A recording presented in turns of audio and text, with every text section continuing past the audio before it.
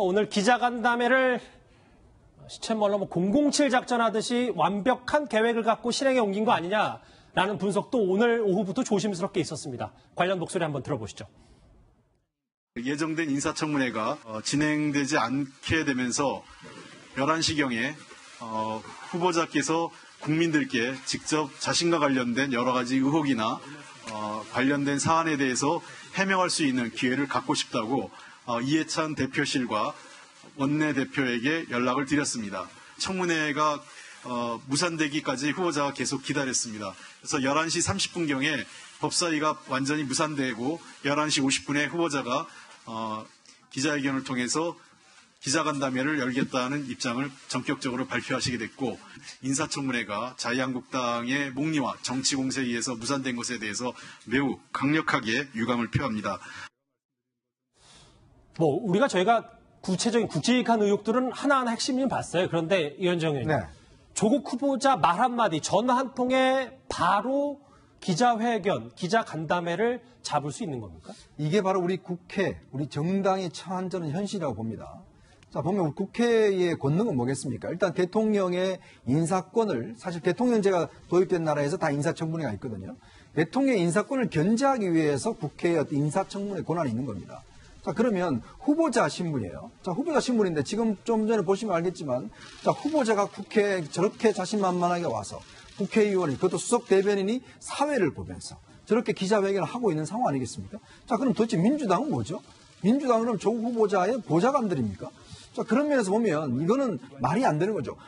기자회견을 하려면 법무부 인사준비단이 있습니다. 자, 거기서 준비해서 하면 되는 거예요. 아직까지 조국 후보자는 인사청문회도 안 거친 후보자일 뿐입니다. 자, 그런 것이고, 그래서 오늘 아침에 의총을 할 때 이 문제를 이제 당에서 공지를 했어요. 그랬더니 현장에 앉아있던 김부겸 의원이 도대체 이게 무슨 말이냐, 이게 왜 국회에 와서 지금 이 기자회견을 한다는 거냐, 이거는 원칙에 맞지 않다라고 이야기를 했습니다. 자, 근데 이해찬 대표와 지금 이인영 원내대표가 이걸 관철시킨 거 아니에요? 저는 이거는 어떤 면에서 예전에 우리가 통법부라고 이야기를 해왔죠. 즉, 국회 기능이 그냥 청와대에서 지시하면 따라가는 통법 기능인데, 오늘 민주당의 저런 행위를 보면 결국 본인이 청와대에 그냥 하청업체다, 하수인이다, 그걸 저는 자임한 것 같아요. 왜냐하면 청와대가 시키면 하고, 청와대 수석 대변인이 나가 사회 보고 그 장을 마련해주고, 도대체 저렇게 후보자가 와서 저렇게 큰 광장에서 기자회견하고, 저는 이런 모습이 보면 과연 앞으로 국회가, 민주당이 과연 집권 여당으로서 행정부에 어떠한 권한으로 무슨 이야기를 할지 솔직히 의문스럽습니다. 잠깐 언급했던 부분 다시 한번 볼게요. 왜냐하면 구자영 차장, 네. 조금 전에 잠깐 언급이 됐었지만, 네. 당내에서, 그러니까 여당에서도 김부겸 의원이 지금 이 국회에서 기자회견하는 게 맞는 거냐라는, 네. 의혹을 이거에 대해 지적을 했습니다. 그렇습니다. 그러니까 김부겸 더불어민주당 의원이 조국 후보자가 왜 국회에 와서 기자회견을 하느냐, 국회 기자회견 간다면 적절치 않다라고 얘기를 했습니다. 그러니까 왜냐하면 국회는 삼권 분립 원칙에서 행정부를 견제하는 그런 기능을 하라고 있는 기관인데, 행정부의 그 국무위원 후보자가 왜 국회에 와서 기자회견을 하겠다는 것이냐, 이것은 입법부를 뭐랄까요, 제 기능을 못하게 하는 것일 수 있다라는 이런 우려와 인식 때문에 김부겸 의원은 좀 이렇게 거부 의사를 밝혔던 것으로 보입니다. 자, 이렇게 되면 김상현 평론가님, 네. 청문회는 또 언제쯤 열릴 수 있을지, 자유한국당이 오늘 나경원 원내대표가 오전에 증인 채택 관련해서 본인은 한 발 물러섰다고 주장했거든요.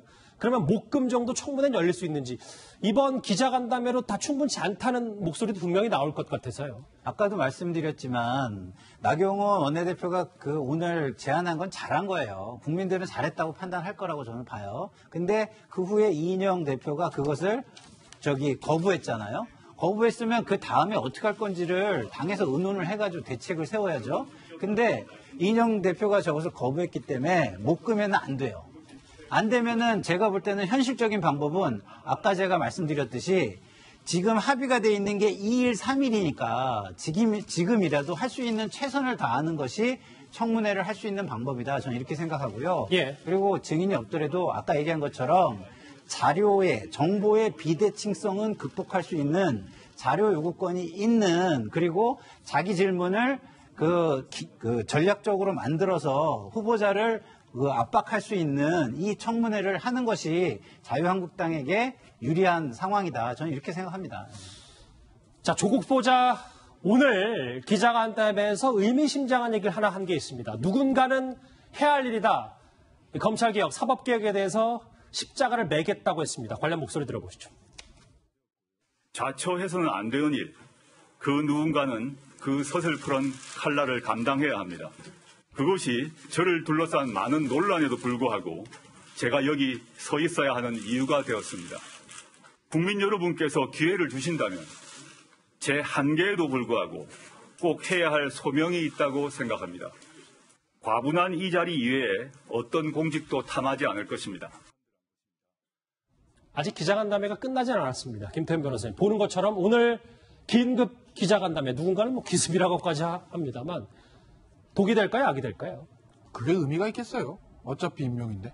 그렇지 않을까? 이걸 통해서 대통령이 임명을 하지 않으면 자충수가 되는 거고 이걸 통해서 임명을 하면 신의 한 수가 되는 거예요. 그런데 어찌됐건 간에 지금 어제 대통령의 동남아 순방을 하면서 그런 워딩으로 봤을 때 그리고 오늘 민주당의 저 어떤 그 기자간담회 여는 과정들을 봤을 때 이건 임명을 하기 위한 어떤 형식적인 사전 정지 작업으로 저는 보기 때문에 우리가 신의 한 수인지 자충수인지 분석하는 게 무의미하다. 왜?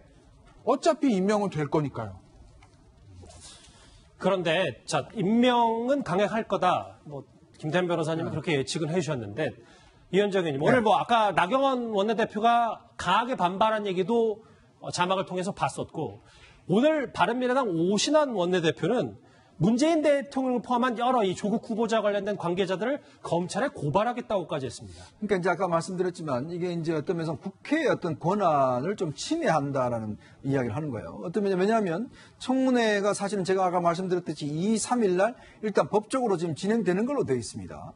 자, 그 와중에 지금 후보자가 국회에 와서 지금 여당의 어떤 주선으로 해서 기자회견을 한 거예요. 자, 그러면 어떤 면에서 보면 국회의 어떤 권한 자체를 침해한 것이 아닌가라는 게 이제 오신환 원내대표의 이야기거든요. 왜냐하면 사실은 어떤 면에서 보면 지금 청문회가 완전히 무산됐다. 2, 3일 안에 못 열었다. 그러면 여기서 후보자가 밖에 가서 그냥 기자회견을 하면 됩니다. 근데 지금 국회에 와서 저런 식으로 이제 기자회견을 하는 것은 결국은 아까 말씀드렸지만 헌법적으로도 보면 상권 분립에 침해되는 것이고 실제로 어떤 국회의 어떤 권한을 침해했을 가능성에 대해서 이제 지적을 하고 있는 것이거든요. 그리고 저는 지금 이제 이해찬 대표가 자꾸 이제 어떤 가족들을 갖다가 출석시키는 게 폐륜적이다 이야기를 하는데 한 가지 예만 드리겠습니다. 올 1월 달에 미국에서 청문회가 있었어요. 법무장관 후보자 청문회가 있었습니다. 자, 그 뒤에 바로 누가 앉았냐면 법무장관의 손자가 앉아 있어요. 8살 손자가. 그 할아버지의 청문 과정을 이 손자가 끝까지 다 지켜봤습니다. 자, 그러면서 뭐라고 그랬냐면 우리 할아버지 대단하다라는 이야기를 자기가 일기로 쓴 적이 있어요. 마찬가지로 미국은요, 청문을 하면 그 가족들이 다 뒤에 와서 배석을 합니다. 왜냐? 공직 후보자이기 때문에 그렇습니다. 그만큼 엄중하다는 것이죠. 그런데 지금 청문회 때 가족을 부르는 게 폐륜이다. 더군다나 이 문제는요, 가족이 문제됐기 때문에 부른 거 아니겠습니까? 저는 이런 인식 자체가 저는 문제라고 봅니다. 정리를 좀 해보면 구자영 차장. 네. 일각에서는 오늘 긴급 기자간담회가 네. 최근에 조국 후보자에 관련해서 한 2-3배 정도, 2배 정도 많았던 반대 입장이 조금 찬성 쪽으로 돌아서는 게 아니냐. 그러니까 네. 유시민 이사장의 발언을 시작으로 뭔가 범여권, 네. 여권 지지자들이 조금 목소리가 커지니까 긴급 기자회견을 한 거 아니냐라는 네. 지적에 대해서는 어떻게 생각하세요? 저는 충분히 그럴 수 있다고 보고요. 오늘 기자 간담회 이후에 긴급 여론조사를 실시하면 조국 후보자의 그 임명을 찬성하는 여론이 좀 높아질 가능성이 좀 높다고 봅니다. 왜냐하면 그 이유는 지금까지는 제기되는 각종 의혹 때문에 조 후보자가 뭔가 큰 문제가 있는 것으로 인식이 됐었지만 오늘 자청에서 어쨌든 형식적인 문제는 있었지만 본인의 얘기를 몇 시간이고 저렇게 반복해서 하게 되면 조 후보자가 뭔가 좀 떳떳한 거 아니야? 뭔가 불필요한 의혹을 많이 받고 있었던 거 아니야? 이런 인식이 생길 수가 있고 또 조 후보자를 좋아했거나 아니면 여당을 지지했던 사람들이 결집할 명분이 생기기 때문에 아마 지금까지의 어떤 국면은 좀 달라질 수 있다. 한 가지를 말씀드리자면 야당이 사실은 오늘 기자간담회를 좀 자초한 측면이 있습니다. 그러니까 지난주에 만약에 인사청문회가 합의가 안 되면 국민청문회를 열겠다라고 예고를 했었거든요.